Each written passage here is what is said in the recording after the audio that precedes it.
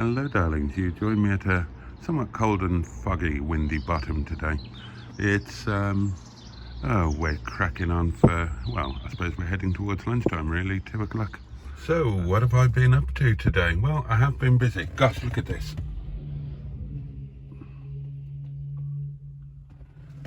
Told you I'd been treating the vinyl, and rather good it looks too. God, it's cold in this car. Oh yeah, I put a bit of fuel in, didn't I? So this morning I have, I've gone through all of the bits and pieces for this fellow. I've given him his own insurance policy with lots and lots of miles and commuting and business use and all of that sort of thing. So that's a job well done. He's now properly in my name, taxed, backdated to the beginning of the month. So he is just all ready to go really, and I'm just champing at the bit to get the gramophone fitted. The gramophone was supposed to be delivered between 12 and 2.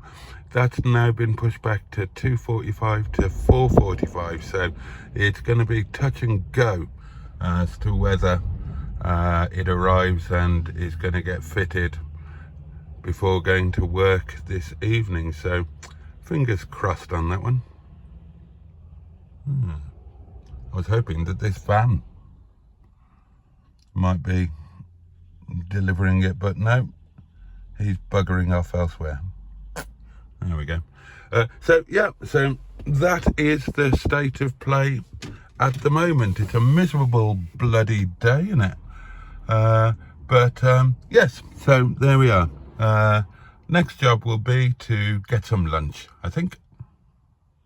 Vertical mode enacted. Now then, the poor Rover didn't come with any paperwork or any signs of ever having been loved. It came with a V5. Didn't even come with an MOT certificate, for goodness sake. That reminds me, I need to print one out. All it came with was a V5, one bill for some oil that Mustard did, and one key and one remote. So we need to improve on that, don't we? We need to show this car some love. I will get another key cut as and when I can. I will get another remote fob and program it to the car. But I have just been through my stock and I found that I have got a spare Rover 45 owner's handbook, and very happily it is for the correct year of car, a 2002. Now obviously it's a different car, so the service record doesn't apply, but you know me and my OCD, I like to have these little things to dress the car up. So I have now got an owner's handbook, and, he said, reaching, I have a cheap, horrible owner's handbook cover pack thingy. So that's something to go in the car, and I need to make this car feel loved and cared for so that it loves and cares for me in return. That's how these things work. There we go, all ready for Andy Pandy's glove box.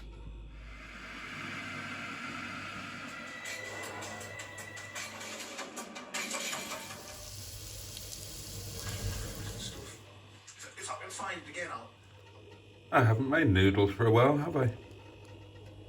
the best way I can describe it is, it's a blend of whiskey. It's not strong. It's just there. It's complex. It's a mixed. Aha, here we go. Right, we can get this fitted in time to go to work. Variable illumination. Ha! Hell of a handbook, innit? Bloody hell. Well, this is frustrating. I'm off to work without a gramophone.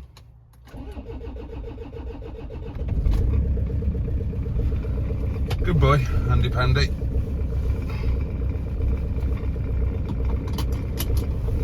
God, rough as a badger's ass.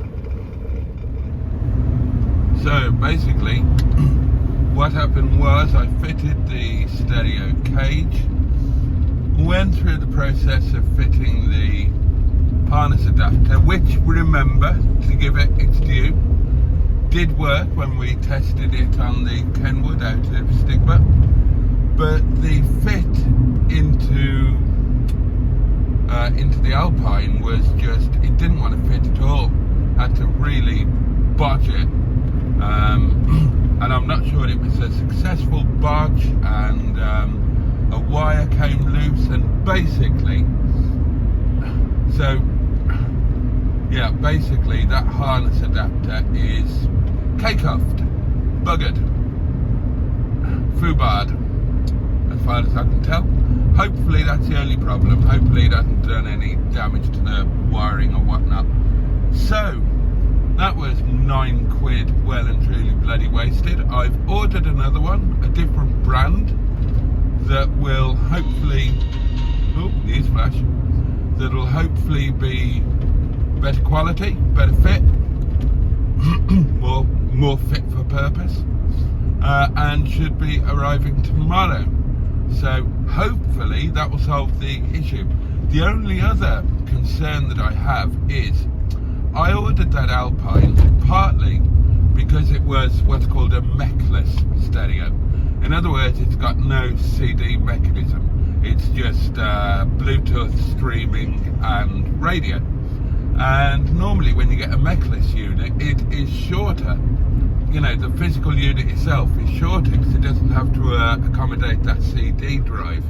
And I thought that might be handy because I noticed that that the space behind the stereo in the dash of this is really very limited, and you're suddenly trying to shove 2 extra wiring harnesses in there as well, compared to the original fitment, and I'm not convinced there's room. And when I unboxed the Alpine, it's full size. Even though it's mechless, it's full size, so I think that could be a squeeze. But yeah, there was absolutely no power getting to it with the naked harness, so nothing we could do about that today. Frustrating and annoying as that is, I was like a 53-year-old child saying, it's not fair, I want it to work now. I'll scream and scream until I'm sick. So yeah, that's annoying, but I decided to use this tonight anyway because it's all taxed and insured and all done properly now, and I'm saving money frugally, sipping diesel, and maybe having another night without a gramophone will make me appreciate it all the more when hopefully it's fitted and working tomorrow. Fingers crossed. Touch fake wood. At least this is a nicer place to be since I've started the cleanup on the inside. Makes such a difference. So there you are, that is the frustrating story of the stereo. Greetings, Honourable Bridge. Can any of you turn yourself into Uber detectives and tell me what the hell this is? All I can tell you about that is that they've been building it for 4 years now, and it's still, well, nowhere near finished really. Nearer finished than it has been, but still a long way to go. Can anybody find out what the hell that is going to be and why it's taken so long to erect? I'm with Jody today. Don't tell anybody, but she's my favourite. I was just telling them that you're my favourite.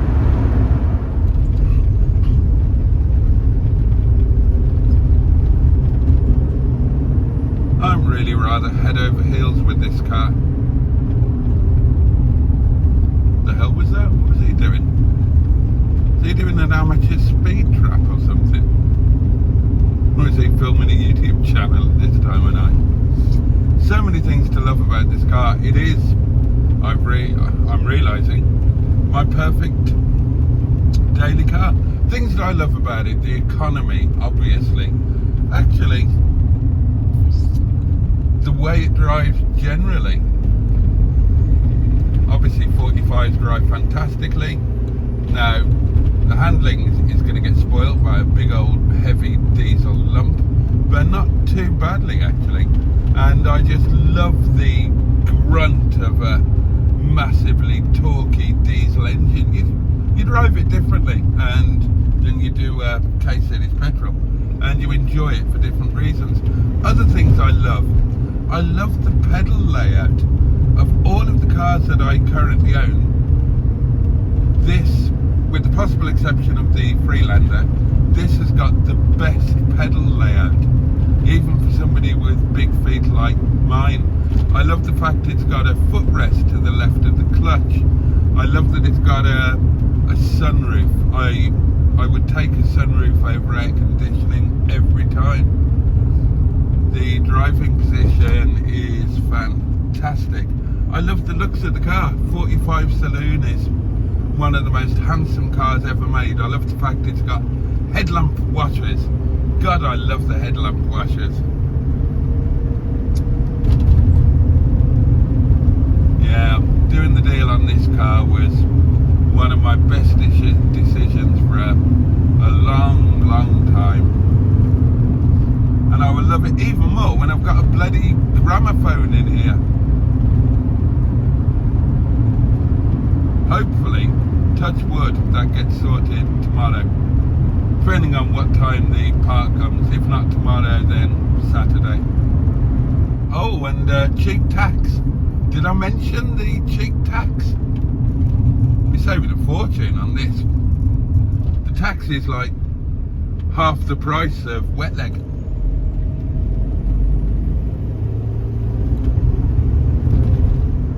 Okay, my lovelies.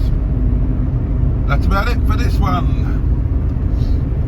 In a second I'll be home and getting in and getting ready for Mad Thursday Night Live. Hopefully it'll be a bit mad. I'm doing it vertically and we're hoping that that we might pick up a few random waifs and strays from the reel. You never know. Fingers crossed. Hopefully it'll be a bit of fun, but there we are. Thank you for watching this one. Have yourselves a great day or a safe and peaceful night, depending on when you actually watch this. Much love from me. Here we are. Here we are. Home sweet home. Yeah, much love from me, and take great care of yourselves. I'll see you on the next one. But you, and indeed, oh, bosh.